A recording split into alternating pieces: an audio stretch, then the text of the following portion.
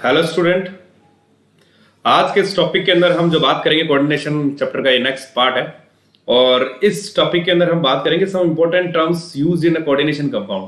देखो बच्चों, सबसे पहले हम कोऑर्डिनेशन कंपाउंड के अंदर जो टर्म जो हम ज्यादा बोलेंगे, ज्यादा सुनेंगे, आप बार बार सुनोगे, वो है लिगेंड। तो देखो, पहली चीज तो हमें ये समझानी चाहिए, लिगेंड सर आपने किसको कहा। तो देखो डेफिनेशन देखिए, एन एटम और group of atoms binds to the central metal atom और ion through the lone pair of electron present its donor atom. Hindi में इसको समझे सर, केंद्रीय धातु परमाणु या आयन से जुड़े हुए अणु या आयनों को लिगेंड कहते हैं। तो देखो समझिए, देखो हमारे पास जैसे K4FeCN6 है। देखो बच्चों, देखना बोर्ड पे और समझने का प्रयास करना। मैं थोड़ी स्केलिंग चेंज करता हूं, अपन लेते हैं कुछ भी ले लेते हैं ताकि दैट इज मोर हाईलाइटेड। देखो, अगर हम ये देखें सर, ये तो काउंटर आयन है। अब ये जो सेंट्रल एटम से जुड़े हुए हैं, देखो ये जो पार्ट है, इसी को अपन लिगेंड कहते हैं। लिगेंड का मतलब ये हुआ सर, परमाणु या परमाणु का समूह जो अपने इलेक्ट्रॉन युग्म प्रदान करके मेटल के साथ कौन सी बॉन्ड बना लेता है? कोऑर्डिनेट बॉन्ड, उपसहसंयोजक आबंध। मेरे हिसाब से आपको बात समझ में आ रही होगी। अरे सर, आपने एक चीज बताई, ये तो इलेक्ट्रॉन डोनेट कर रहा है, इलेक्ट्रॉन दाता समूह हो गया। बिल्कुल, इट्स इलेक्ट्रॉन डोनेटिंग। तो देखो, एन एटम और ग्रुप ऑफ एटम, या हम ये कह सकते हैं सर, एटम हो, मॉलिक्यूल्स हो, सुनते रहना, molecules, anion which donate pair of electron to central atom या metal atom and forms a coordinate bond. यानी ऐसे मॉलिक्यूल्स, तो उन सबको हम क्या कहेंगे? लिगेंड। यानी अणु या आयनों का, केंद्रीय धातु परमाणु आयन से जुड़े अणु या आयनों को हम लिगेंड कहते हैं। ये धातु को, जो भी धातु परमाणु या आयन है हमारा, उसको इलेक्ट्रॉन युग्म प्रदान करके क्या बना लेते हैं? उपसहसंयोजी आबंध। पेन और कॉपी लेके बैठना ताकि आपको समझ में आता रहे। चलो नेक्स्ट आगे चलते हैं। ये समझ आ गया लिगेंड बच्चों? तो देखो, एक चीज और देखी आप लोगों ने, एक चीज हमने ये देखी सर, ये इलेक्ट्रॉन दाता है, तो लुईस भाई साहब ने ये कहा था कि जो इलेक्ट्रॉन देता है उसको अपन क्या कहेंगे? Lewis base. तो ये क्या है हमारे पास सर? ये लुईस बेस है। बिल्कुल है, ठीक है। नेक्स्ट चलते हैं बड़ा आगे। नेक्स्ट है हमारे पास सेंट्रल एटम और आयन।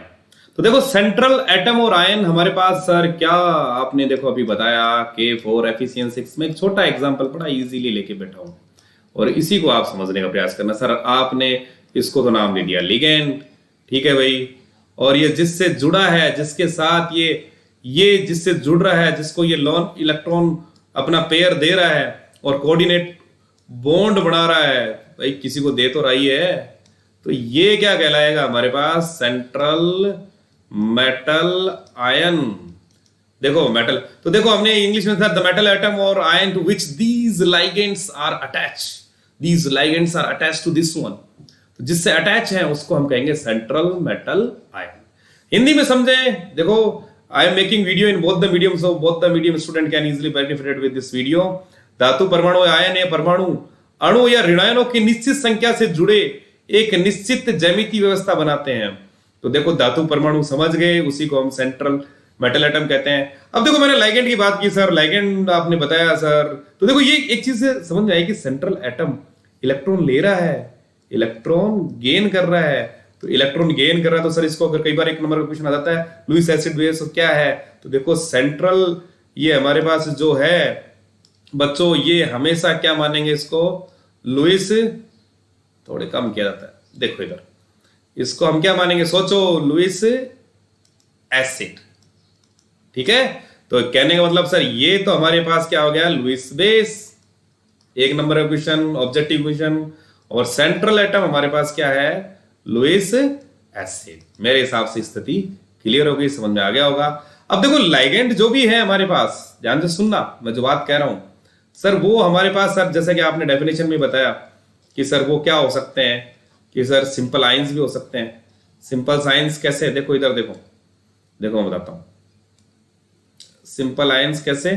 जैसे हमारे पास क्लोरीन हो गया, ब्रोमीन हो गया, हमारे पास ये एक तरह से देखा जाता है ये सारे क्या है? सिंपल आयंस हैं। तो ये भी है हमारे पास CN- हो गया।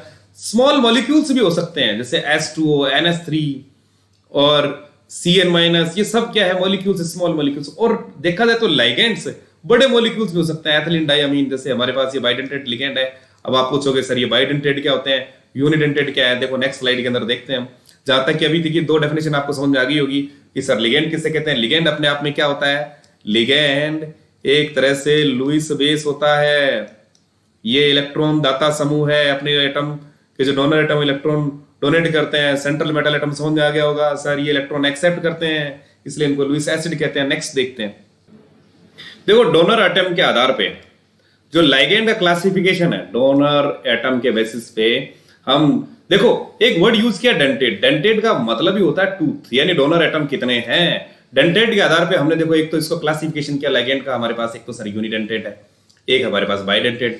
When there are two donor, अगर किसी लिगेंड के अंदर दो दाता परमाणु समूह है तो उसे हम द्विदंतुक बोलेंगे, एक है तो एक दंतुक बोलेंगे, तीन है तो त्रिदंतुक बोलेंगे, चार है तो चतुर्दंतिक यानी टेट्राडेंटेड, और चार से ज्यादा है तो हम उसको पॉलीडेंटेड की श्रेणी के अंदर ले लेते हैं। देखो बच्चों दाता परमाणु का किसी डोनर एटम के उपस्थित लोन पेयर से कोई संबंध नहीं है। कहीं आप सोचो कि सर ये S2 है, इसमें तो दो लोन पेयर हैं तो इसे फिर हम बाइडेंटेड मान लो, नहीं। इसका जो डोनर एटम है वो हमारे पास ऑक्सीजन है, there is no connection with the lone pair, lone pair से कनेक्शन मत कर लेना। अब देखो आप कहोगे कि सर क्या ये क्लासिफिकेशन का यही है, क्लासिफिकेशन और भी है हमारे पास, देखो बताता हूं।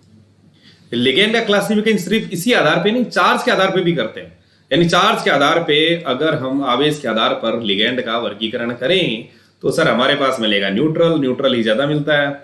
फिर हमें न्यूट्रल ज्यादा नहीं, नेगेटिव। सबसे पहले नेगेटिव, सबसे पहले हम बात करेंगे नेगेटिव, उसके बाद हम बात करेंगे न्यूट्रल, और एक है हमारे पास पॉजिटिव। देखो पॉजिटिव के अंदर, नेगेटिव के अंदर सर Cn माइनस हो गया, एलोजेंस हो गए, जितने भी हैं वो सारे क्या नेगेटिव में आ जाएंगे। न्यूट्रल है सर H2O, NH3, ये सब क्या है न्यूट्रल है, एथेन 1,2 डाइमीन, और पॉजिटिव के अंदर जैसे NO2 नाइट्रोनियम ले लिया। तो देखो ये सारी चीजें हम आगे पढ़ेंगे चार्ज के आधार पे। तो देखो सबसे पहले हम एक क्वेश्चन लेते हैं जो काफी बोर्ड एग्जाम्स वगैरह के अंदर आपको मिलेगा कि, और काफी बच्चे कंफ्यूज भी रहते हैं सर, गलत भी कर जाते हैं। देखो सबसे पहले है उभयदंती, व्हाट इज एम्बिडेंटेड लिगेंड और किलेट लिगेंड। तो देखो बच्चों इसको समझो और समझने का प्रयास करो कि उभयदंती लिगेंड किसे कहते हैं, किलेट लिगेंड किसे कहते हैं। बोर्ड के अंदर ये फैक्ट क्वेश्चन है, कई बार आता है।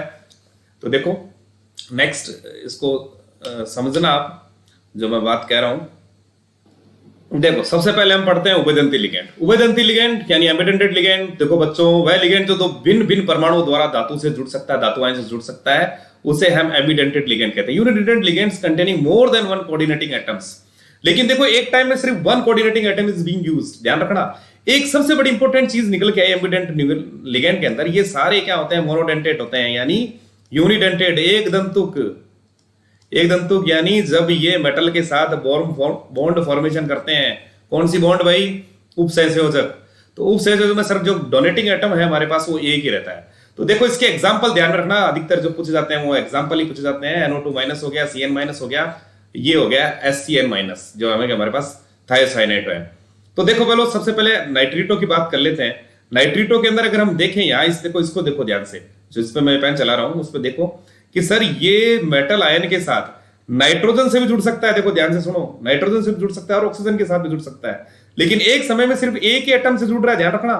उभयदंती लिगेंड मेरे हिसाब से आपको समझ में आ गया होगा। इसका जो नोमेनक्लेचर है वो देखिए, अगर यहां ये नाइट्रोजन से जुड़ रहा है, यहां हमारे ये ऑक्सीजन से जुड़ रहा है, यहां हमने लिखा नाइट्रिटो N, यहां लिखा नाइट्रिटो O। आगे देखो नेक्स्ट स्लाइड में देखो सबसे पहले हमारे पास साइनाइड जो है उसको देखना। ये हमारे पास अभी आप लोगों को मैंने बताया, क्या बताया सर, आपने कहा है कि ये हमारे पास साइनो है, ये भी हमारे पास क्या है, एम्बिडेंटेड है। यहां अगर हम साइनाइड को देखें सर, यहाँ ये डोनेटिंग एटम इसका कार्बन है, यहाँ पर क्या है, नाइट्रोजन है। यहाँ इसको हम साइनो बोलेंगे, यहाँ इसको साइनो बोलेंगे। तो देखो बच्चों एग्जाम्पल जरूर ध्यान में रखना।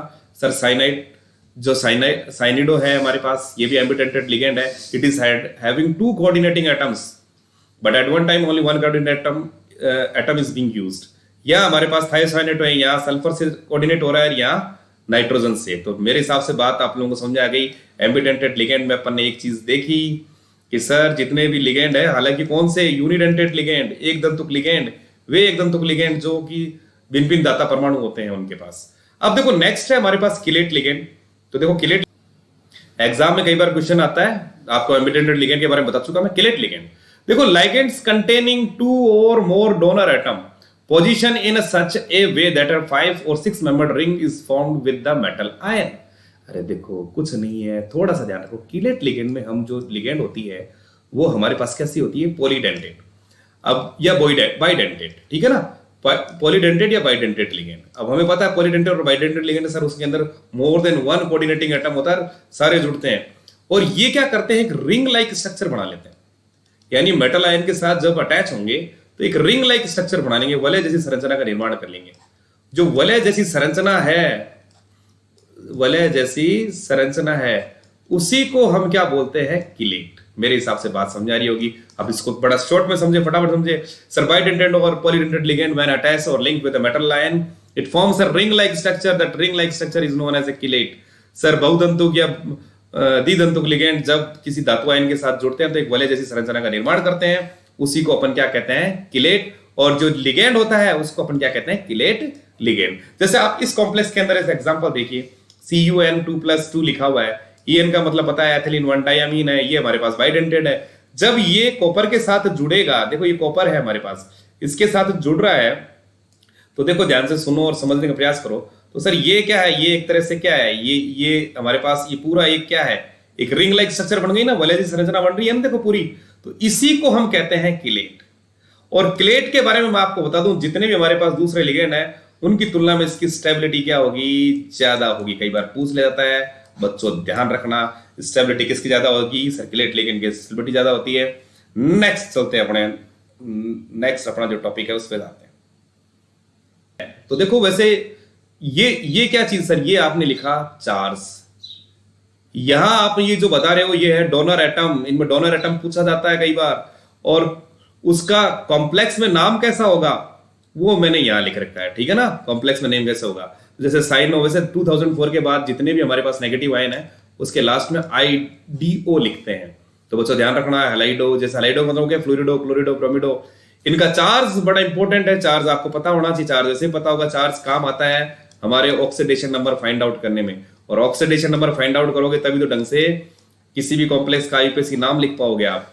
तो देखो यहाँ क्या है हमारे पास, हाइड्रिडो, नाइट्रिटो, नाइट्राइट, नाइट्रेट, ये सब पे चार्ज हमारे पास। लेकिन जब आप peroxo, sulphite, sulphite, sulphate, sulphate है यानी सल्फाइट, देखो मैंने एक चीज कहा कि सर जहां IDE है, ITE है, ATAE है, तो देखो जब उनका कॉम्प्लेक्स में नाम लिखा जाता है, देखो बच्चों ध्यान से सुनना मैं क्या कह रहा हूं, कि सर जब उनका कॉम्प्लेक्स में नाम लिखा जाता है तो इसका जो E है, इन सब का जो E है दैट इज रिमूव्ड एंड उसकी जगह क्या लगा जाता है, O। ये लो यार, तो याद हो गया। जैसे यहाँ देखिए सल्फाइड है तो E का हटा के आप क्या लगाओगे, हो तो ये क्या हो गया, सल्फिडो, ठीक है ना। नोमेनक्लेचर मेरे हिसाब से क्लियर हो गया होगा।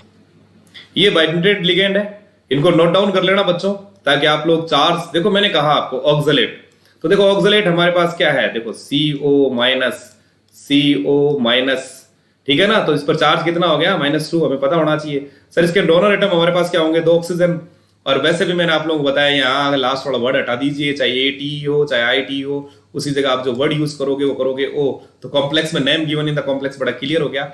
नेक्स्ट एसिटिल एसिटेटो, ACAC हम इसको लिखते हैं शॉर्ट के अंदर, कई बार आपको मिल जाता है तो कंफ्यूज मत होना। यहाँ माइनस चार्ज है, 2 ऑक्सीजन इसके डोनर एटम है।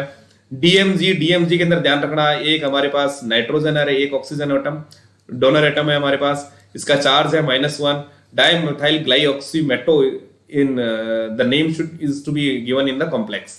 नेक्स्ट चलते हैं अपने, नेक्स्ट है हमारे पास, एक सेकंड इसको मैं थोड़ा जूम, हेक्साडेंटेट यानी sir and ligand which is having 6 donating atoms, donor atom हमारे पास 6 और 6 के साथ ही वो मेटल आयन के साथ जुड़ सके, तो उसको हम कहें हेक्साडेंटेट। आपको मिलेगा कॉम्प्लेक्स के अंदर EDT ऐसे करके 4, हालांकि ये जल के मृदुकरण, वाटर सॉफ्टनिंग के अंदर भी काम आता है। 1 नंबर का क्वेश्चन याद रखना।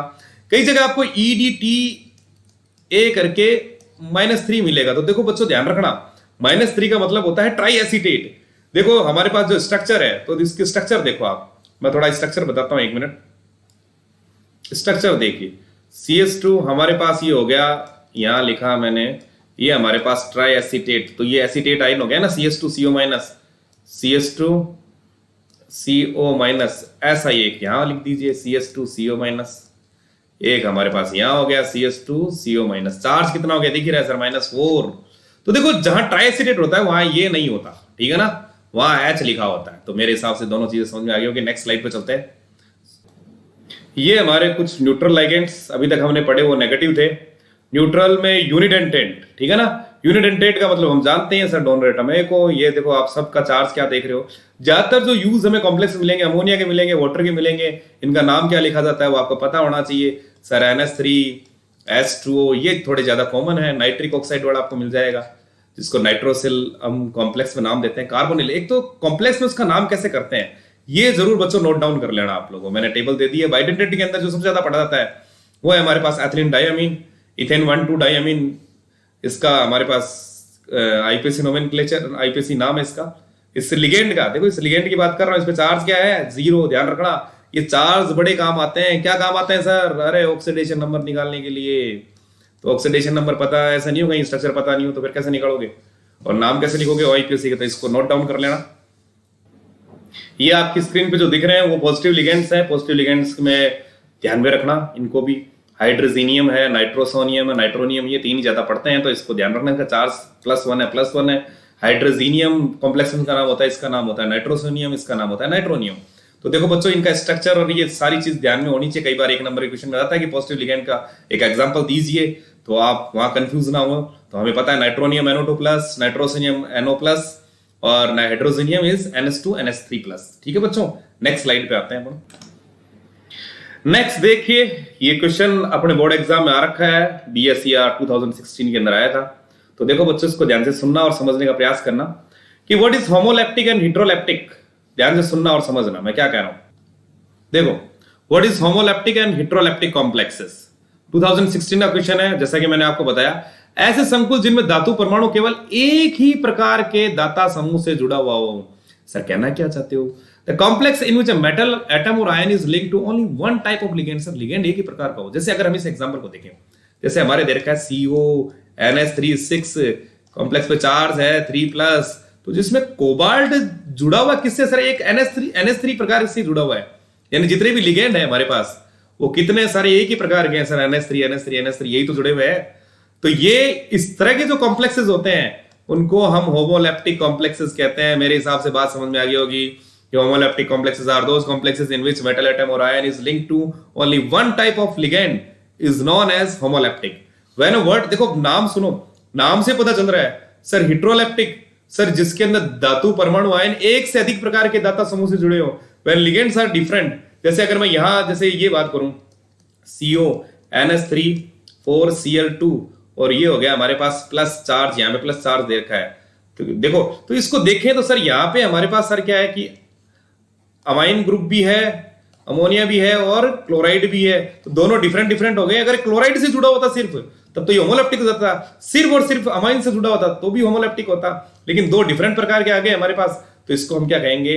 हिट्रोलैप्टिक। Homoleptic when same type of ligand is attached with metal atom, when a different ligands are attached with the metal atom, जब दो भिन्न प्रकार के या भिन्न प्रकार के लिगेंड जुड़े हुए हो उसको हम हिट्रोलैप्टिक कहते हैं। मेरे हिसाब से बात आप लोगों को समझ में आ रही होगी। नेक्स्ट चलते हैं अपन। अब जैसे तुम्हारे दिमाग में आना चाहिए सर, कॉम्प्लेक्स आपने बताया होमोलैप्टिक, क्या यही टाइप होते हैं क्या कॉम्प्लेक्स के, या और भी टाइप है? देखो और भी टाइप्स है। कॉम्प्लेक्स को हम चार्ज के आधार पे भी क्लासिफाई करते हैं। तो देखो बच्चों, ध्यान से सुनना और समझने का प्रयास करना। सर चार्ज के आधार पे कॉम्प्लेक्स का क्लासिफिकेशन? यस बिल्कुल करते हैं। तो देखो ध्यान से, जो मैं बता रहा हूं कि सर चार्ज के आधार पे कैसे। चार्ज के आधार पे देखो सर, हम कहते हैं पॉजिटिव कॉम्प्लेक्स और नेगेटिव कॉम्प्लेक्स और या न्यूट्रल कॉम्प्लेक्स। तो देखो, एक तो हमारे पास आ जाता है पॉजिटिव कॉम्प्लेक्स, जैसा कि मैंने आप लोगों को बताया पॉजिटिव कॉम्प्लेक्स। दूसरा है हमारे पास नेगेटिव कॉम्प्लेक्स, ऋणात्मक संकुल। ये बड़े काम आएंगे आपके। और एक है हमारे पास लास्ट, हमारे पास बची गया न्यूट्रल। ठीक है, यहां मेरा स्क्रीन चल रहा है इसलिए मैंने इसको इधर लिख दिया। ठीक है बच्चों, तो देखो बच्चों समझना ध्यान से। सर आपने कहा धनात्मक कॉम्प्लेक्स, एक ने आपने कहा ऋणात्मक कॉम्प्लेक्स और एक आपने कहा न्यूट्रल कॉम्प्लेक्स। सर इसकी पहचान कैसे करेंगे? बड़ा आसान है। देखो जो पहले जो आता है, देखो चाहे काउंटर आयन, वो हमेशा क्या होता है? पॉजिटिव होता है। अगर मैं इसी की बात करूं तो देखो, ये जो बाहर वाला पोर्शन है ये हमारे पास काउंटर आयन है। यानी काउंटर आयन आपने किसको कहा? देखो सुनो और समझिए सर, काउंटर आयन वही है जो ब्रैकेट के बाहर लिखा जाता है। जैसे यहाँ पे ये काउंटर आयन हो गया, यहाँ पे ये ब्रैकेट के बाहर लिखा जा रहा है, तो इसको क्या कहेंगे हम? काउंटर आयन कहेंगे, यानी प्रति आयन कहेंगे। यही हमें देखो बहुत सारी, देखो पॉजिटिव कॉम्प्लेक्स बड़ा आसान है वैसे तो पहचानना। सर जिसमें पॉजिटिव चार्ज हो कॉम्प्लेक्स के बाहर तो वो पॉजिटिव है, जिस पर नेगेटिव हो वो नेगेटिव है, जिस पर कोई चार्ज नहीं हो, चार्ज दिख भी नहीं रहा हो, तो वो हमारे पास न्यूट्रल कॉम्प्लेक्स है।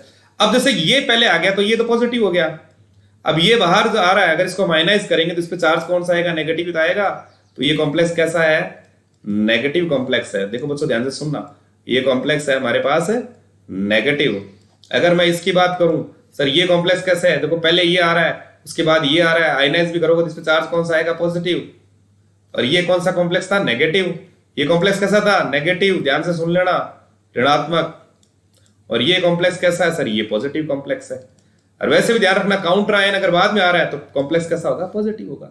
अब जैसे सपोज करो सर अगर हम इसको इस काउंटर आयन को हटा दूं तो इस पे चार्ज कौन सा आएगा, देखो आप CONH3 6 ये मैंने लिखा, आयनाइज किया। हमें पता है कॉम्प्लेक्स आयन तो खुद अपने आप में ये हमारे पास 3Cl- हो गया। अब जितना ये माइनस में है तो सर इसको बैलेंस करने के लिए हमारे पास चार्ज कितना हो गया, प्लस में, तो ये पॉजिटिव हो गया ना। मेरे हिसाब से बात समझ में आ रही होगी आपको। देखो थोड़ी चीजें मिटाते हैं अपने, थोड़ा सा और देखते हैं इसको, समझते हैं। वीडियो ज्यादा लंबा तो हो गया, लेकिन अब हो गया तो हो गया, अब क्या करें, समझना जरूरी है ना। वीडियो के लेंथ पे देखेंगे तो कोई नहीं।